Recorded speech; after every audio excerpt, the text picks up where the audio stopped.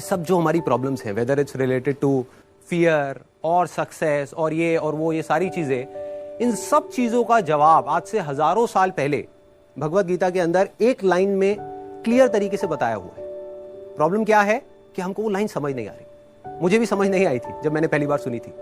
वो लाइन क्या है, आप सबको पता होगा कि कर्म किए जा, फल की इच्छा मत कर। जब मैंने पहली बार इसको सुना, मैंने कहा यार कर्म किए जा, फल की इच्छा मत कर, इसका मतलब तो यही हुआ ना कि ये तो बकवास है। क्योंकि आज के टाइम में अगर हम देखें अपने आसपास में, तो इसका एग्जैक्ट ऑपोजिट हो रहा है। सबसे ज्यादा मेहनत कौन कर रहा है? एक रिक्शे वाला कर रहा है कि नहीं? और उसको क्या फल मिल रहा है? कुछ भी नहीं। और ऐसे बहुत सारे लोग हैं जो बहुत मेहनत कर रहे हैं, उनको रिजल्ट कुछ भी नहीं मिल रहा। तो खेल है क्या? खेल क्या है कि हम इसको बारीकी से समझ नहीं पाए। मैं भी समझ नहीं पाया था।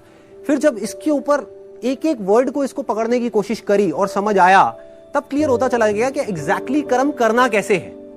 देखो, कर्म भी सही डायरेक्शन में करना है, तभी रिजल्ट आएगा ना। सक्सेस यहां है, आप वहां भागे जा रहे हो। आप कह रहे हो यार मैं तो 10 साल से भाग रहा हूं, अभी तक मेरे को सक्सेस मिली नहीं। तो फंडा क्या है कि डायरेक्शन गलत है। कर्म गलत डायरेक्शन में हो रहे हैं। अगर कर्म सही डायरेक्शन में हो जाए तो प्रॉब्लम सॉल्व। अब देखिए क्या है ये, कितना आसान है कि हमारे सारे डर खत्म हो जाएंगे और पूरी तरह से खत्म हो जाएंगे। सक्सेस जो चाहिए, जितना चाहिए वो हमको मिल जाएगा। इसका मतलब कुछ लोग क्या निकालते हैं कि कर्म किए जा, फल की इच्छा मत कर, इसका मतलब कि फल नहीं मिलेगा, जबकि ये नहीं है।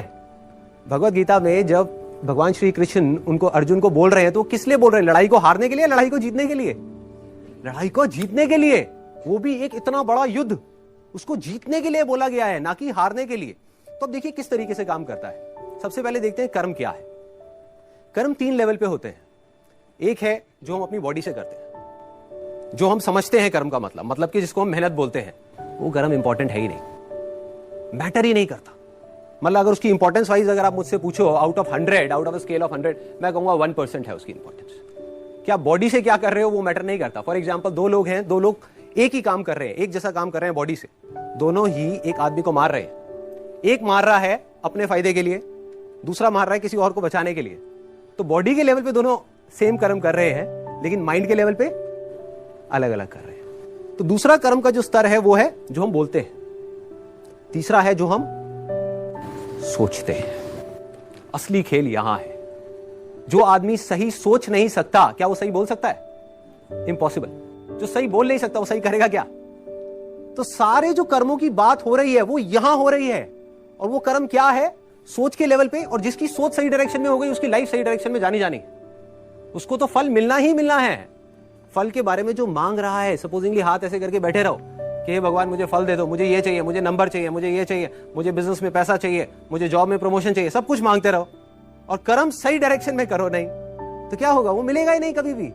दूसरी तरफ से कुछ मत मांगो, लेकिन कर्म सही डायरेक्शन में करते चले जाओ, तो उतना मिलेगा जितना हम सब में से कोई सपने में भी नहीं सोच सकता। देखो, लाइफ का फंडा पता है क्या है? मेरी लाइफ का एक्सपीरियंस क्या कहता है कि जब तक जो चीज नहीं मिली होती, जब तक सक्सेस की खेल शुरू नहीं होता ना, तब तक तो हमको लग रहा होता है कि यार ये भी हो जाए तो बहुत है, ये भी हो जाए तो बहुत है। एक बार वो खेल शुरू होता है, जब उसका खेल शुरू होता है ना, तो इतना आता है, इतना आता है, इतना आता है जितना हम सपने में भी नहीं सोच सकते। समझ ही नहीं आता कहां से कैसे कैसे आ रहा है। बस कर्म सही डायरेक्शन में होने चाहिए। अब वो सही डायरेक्शन में कैसे होंगे? अगर मैं बुद्धि के स्तर की बात करूं, जो उसमें महाभारत में समझाया गया है, 2 जगह है जहां पे आप अपने माइंड को लगा सकते हो। अपनी बुद्धि को हम 2 जगह पे लगा सकते हैं। सारा खेल माइंड का है। सबसे पहले तो ये हाथ पैरों के कर्मों से ऊपर उठना है हमको, कि हाथ पैरों से आप कुछ भी करते रहो, रियल लाइफ में उठा करके देख लो, वो मैटर नहीं करता। जो बोलते हो वो उससे ज्यादा मैटर करता है, लेकिन वो भी इतना मैटर नहीं करता। कोई आदमी बोलता तो बहुत बड़ी बड़ी बातें, जब करने की बारी आती है कुछ भी नहीं करता। ये अंदर कुछ और सोच रहा है, बोल कुछ और रहा है। जब ये तीनों चीजें सिंक हो जाती है कि जो आप सोच रहे हो वैसा ही आप बोल रहे हो और वही आप कर रहे हो, तब मिरेकल्स होना शुरू हो जाता है। तब कुछ एक्स्ट्राऑर्डिनरी होता है, तब हिस्ट्री क्रिएट होती है, तब वो चीज होती है जिसके लिए सक्सेस बहुत छोटा वर्ड है। सक्सेस से कुछ बहुत बड़ा हो जाता है जो हमने सपने में भी नहीं सोचा होता।